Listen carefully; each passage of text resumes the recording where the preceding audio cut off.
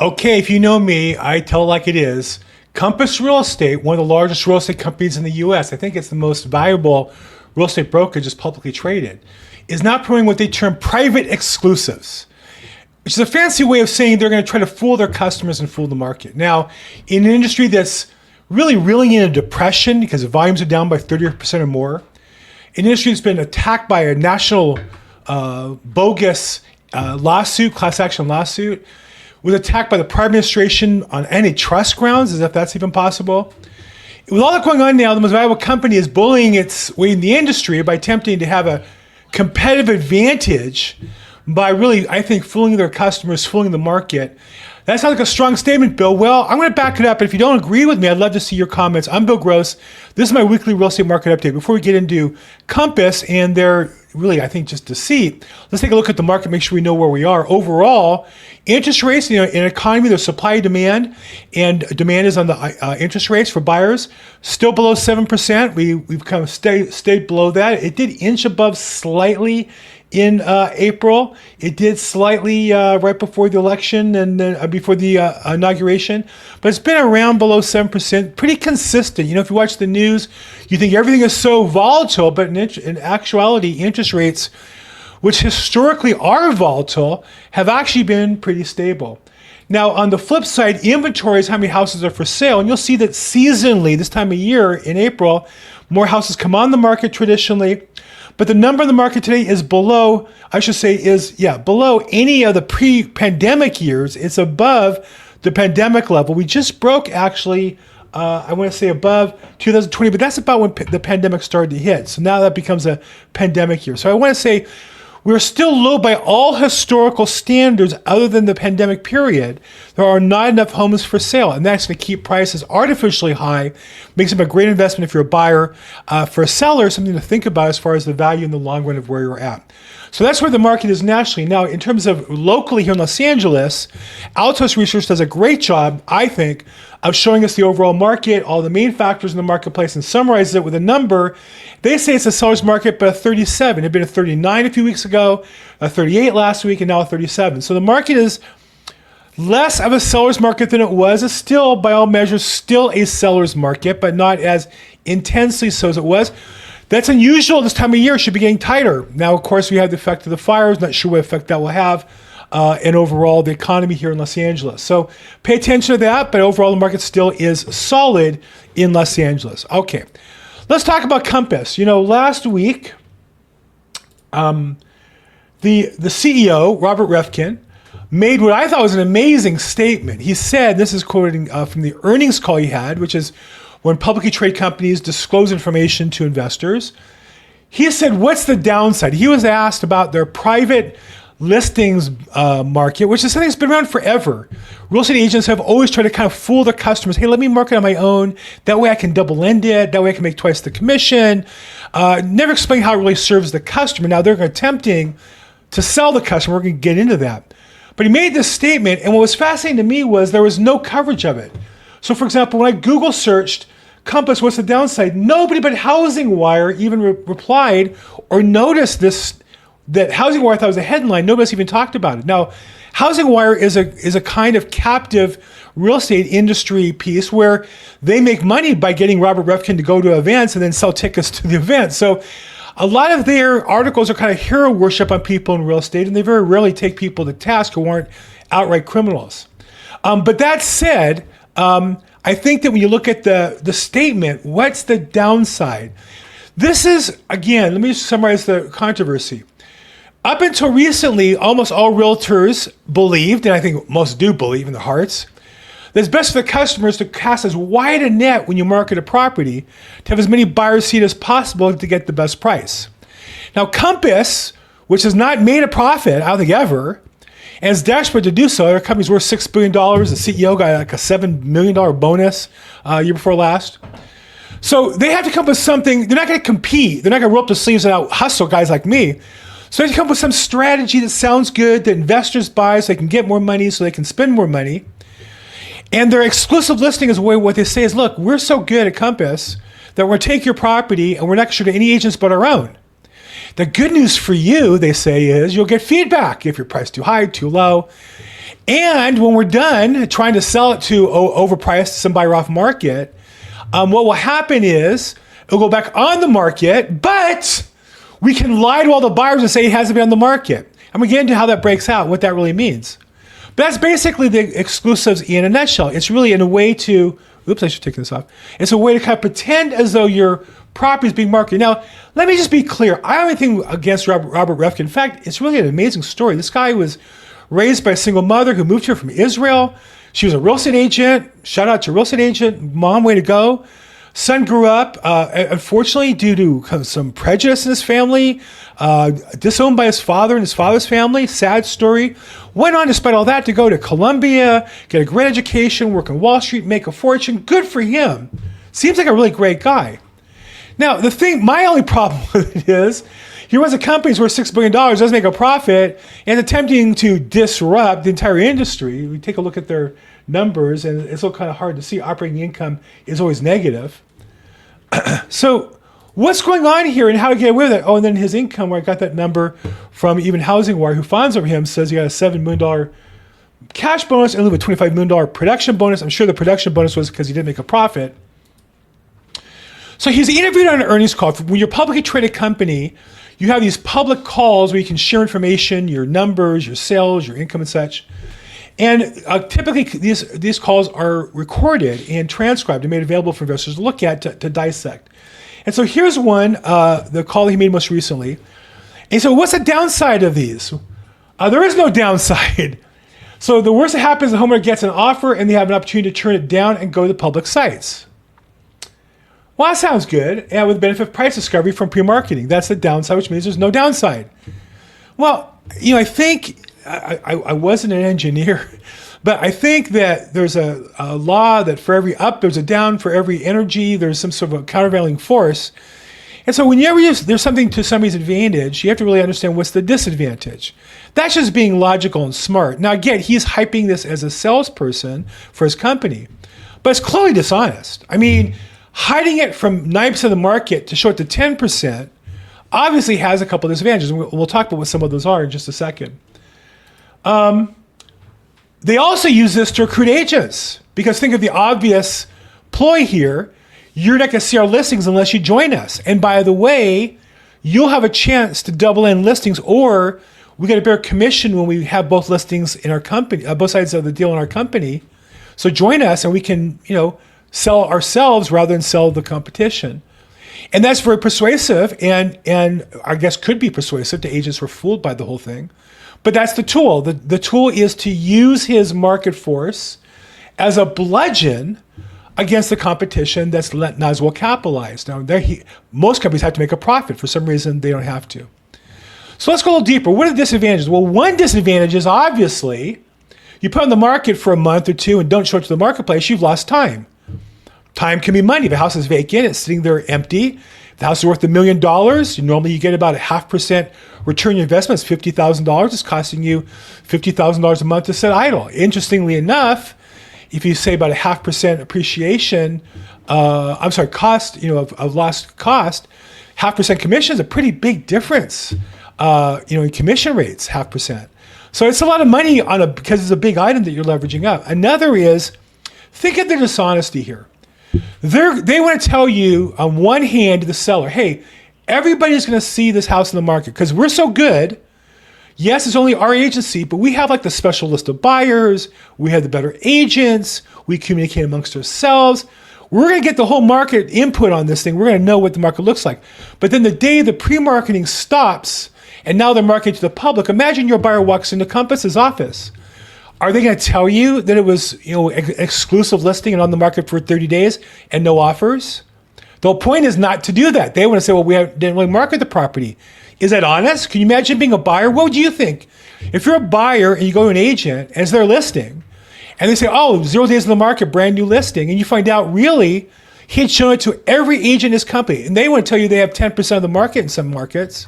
He's shown 10% of the agents in the marketplace to look at this property, but they're going to tell you that it hasn't been marketed yet. Is that honest? Doesn't seem honest to me. Take the flip side. Imagine that you're an agent at another company. I'm sorry, a buyer at another company. You walk into my company or Keller Williams or Century 21. And you say, is this a new listing? Well, you would say, yes, it hasn't been on the market yet. But it has, according to Compass.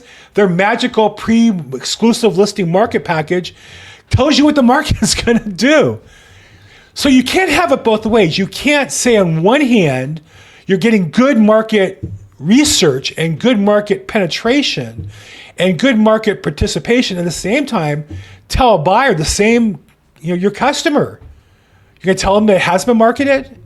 More important, you're going to allow other agents to dishonestly tell their customers, unknowingly and wittingly, that the house has not been in the market. It just reeks of dishonesty. Another standard I always use is when people are dishonest, I always look at the arguments that they use to see how they sell it. So in this article, the Housing Wire put in, again, a finding article because they basically sell tickets to see Robert Reffkin or put him in their newsletter all the time that they sell with a membership fee or whatever they do. It was fascinating to me, a little known comment he made on their market. He was so hyped up, excited. He says he'll guarantee that's a better deal for agents. He says, if you look at me in the eye at the end of the year and say, I didn't get more listings because of it, it did not give me a huge advantage. Now, he's talking here to real estate agents saying, join Compass because you'll get more listings using this deceptive, my words, practice. And I guarantee it, I'll even give you $1,000 if you change companies and it doesn't work. Now, imagine this. You're a real estate agent, you join them because you think you'll get at least one more listing. Let's say it's worth about $25,000. He's told you, I guarantee it, you're going to get $25,000 more. And if he's wrong, he's going to give you $1,000. What do you just do? You got to change companies for $1,000. He's probably not paying commission to a manager to hire you. As if that's not deceptive enough, at the end of the article, I can't believe Housing Wire put this in here. I mean, good for them for being honest and pointing it out. A Compass spokesman clarified the Reffkin statement did not reflect the official company policy or program. So here he is talking to Housing Wire saying, I guarantee it, I'll give you $1,000 if you don't have more listings. But in reality, no, he's not really giving you $1,000. Why? Why? The whole thing is just stupid. You're not going to change companies for a guarantee of $1,000 if I don't sell more. Nobody's going to go change companies with that as a premise. It just, to me, shows a guy who's never sold houses for a living. Maybe he watched his mom. Maybe his mom struggled. Maybe she wasn't very good. I don't know. But what's clear here, he has to understand that, and this is what's changed. I think this is the part that really bothers me the most. When I started business in 1986, most salespeople, at least in my experience, understood that the value we get paid is based on the value we create for other people. That you can get anything you want in life if you help enough other people get what they want, according to Zig Ziglar. The business was really, there were always slimy salesmen, but the successful ones and the coaching we always had was, the key to success is helping other people. So exclusive listings really is a focus for how Compass helps itself. It helps its agents by hiding the listings, keeping it in-house. They make more money. And then their stated goal is to have more escrows and title and mortgages. They get more of that if they double in the deal rather than single in. So it's a strategy that helps them and clearly is not focused. They didn't start with research on how to best serve customers and come up with a solution. They started off with how do we make more money, and they create some fake survey to justify their actions, which to me are just clearly deceptive. And that's the part that bothers me. I've been in real estate, my entire adult career almost. And the North Star always is what's best for the customer. I rarely double in deals myself personally, only if it benefits my seller client ahead of time and with their permission verbally as well as in writing will I do it. Because most of the time it doesn't help them. Most of the time I would make more money. I like making more money, but I much more like serving my customer the pleasure I get from doing a good job for them. And exclusive listings is a way around that. So the company now can try to double in deals and help the agents double in deals around. The whole thing is just, in my mind, it's never worked. It's not going to work in the long run. I can assure you, unless Compass changes course, this program won't get them there. There'll be some other magic formula. It's kind of like when Keller Williams came out with, we're a tech company, we have the world's greatest CRM, and that's going to help us. No, this is a desperate sign for a company that hasn't made a profit. And yeah, they're outpacing the market because you're acquiring companies. And there are companies, I think, foolish enough to listen to this pitch. It's just not going to work in the long run. It hasn't. It's been around for 40 years that I've seen. It's not going to work in the long run. Okay, so let's see. What else do we have? I was looking for a news story and other bad real estate news. I was looking for a news story the other day, and it was on Bankrate's website, and I got this pop up. And I talked about this a couple years ago. This is the classic. You know what? I have the wrong thing. That's not what I got. This is what I got. These are the national rates that suckers get. And these are the rates you get if you're a Bankrate customer. Our rates are 1% below the market national average. That's what they want you to believe. That's really what they're putting here. They're actually putting that here. They're actually telling you, you know, the difference to get a 1% difference in a mortgage rate, I think is about 3 or 4 percentage points of the loan. So kind of $500,000 loan, you're talking $15,000 to $20,000 savings if you use Bankrate custom. Does that even make sense? When the difference in rates when you quote companies is like 0.1, 0.2, does it make sense as a percent apart? No. This is appealing to people's greed. And so if you click on it, what do you get?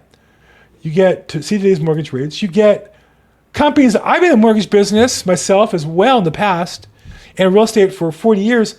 I recognize Loan Depot. I don't recognize any of the other companies. What I recognize is the rates here, 6.1, 3, 5, 6, 7, 7%. That's not the below 6% that they're advertising. That's not 1% below everybody else, right? The other thing I know about these companies, having worked with them in the past, is the rate you get here, you're only going to get that rate if rates go down, and they'll hold you that rate.